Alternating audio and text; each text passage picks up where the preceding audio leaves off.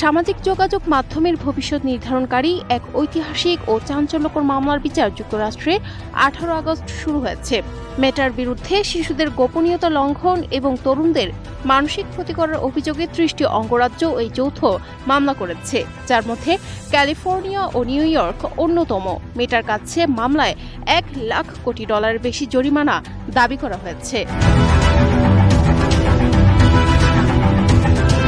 BBC জানিয়েছে, শুধু আর্থিক জরিমানা নয়, ফেসবুক ও ইনস্টাগ্রামের কার্যপদ্ধতিতে বড় ধরনের আমূল পরিবর্তন আনার দাবি জানানো হয়েছে।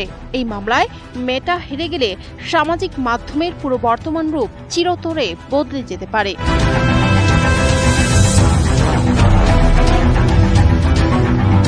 বাদীপক্ষ আদালতকে যেসব বিষয়ে কঠোর নির্দেশ দেওয়ার অনুরোধ জানিয়েছে তার মধ্যে রয়েছে প্ল্যাটফর্মগুলোতে লাইক গণনা এবং ইনফিনিটি স্ক্রল সুবিধা সম্পূর্ণ বন্ধ করা।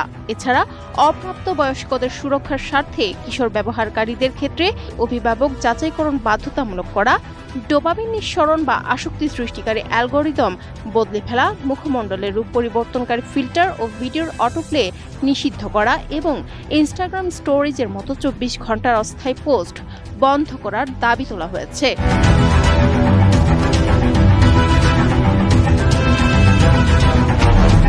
বাদীপক্ষের মূল অভিযোগ, মুনাফা বাড়াতে মেটা জেনে শুনে তরুণদের এই প্ল্যাটফর্মগুলোতে আসক্ত করেছে।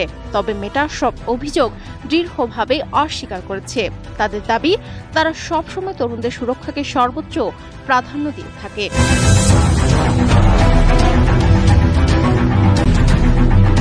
এর আগে নিউ মেক্সিকোর একটি আদালত মেটাকে $94 কোটি $20 লাখ জরিমানা করেছিল।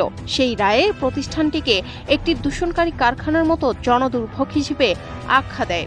এখন ক্যালিফোর্নিয়ার কেন্দ্রীয় আদালত যদি 30টি অঙ্গরাজ্যের এই সমন্বিত মামলায় একই রকম রায় দেয়, তবে পুরো যুক্তরাষ্ট্র জুড়েই মেটাকে তাদের ফিচারগুলো বাধ্য হয়ে পরিবর্তন করতে হবে।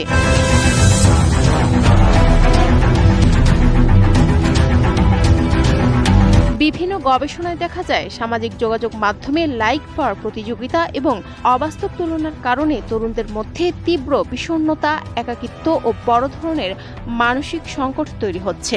তাই মার্কিন এই আদালতের রায় কেবল যুক্তরাষ্ট্র নয়, বরং সারা বিশ্ব জুড়েই সামাজিক মাধ্যম ব্যবহারের আগামী দিনের পথ চলা কেমন হবে তা চূড়ান্তভাবে নির্ধারণ করবে, এমনটি মনে করছেন বিশ্লেষকরা।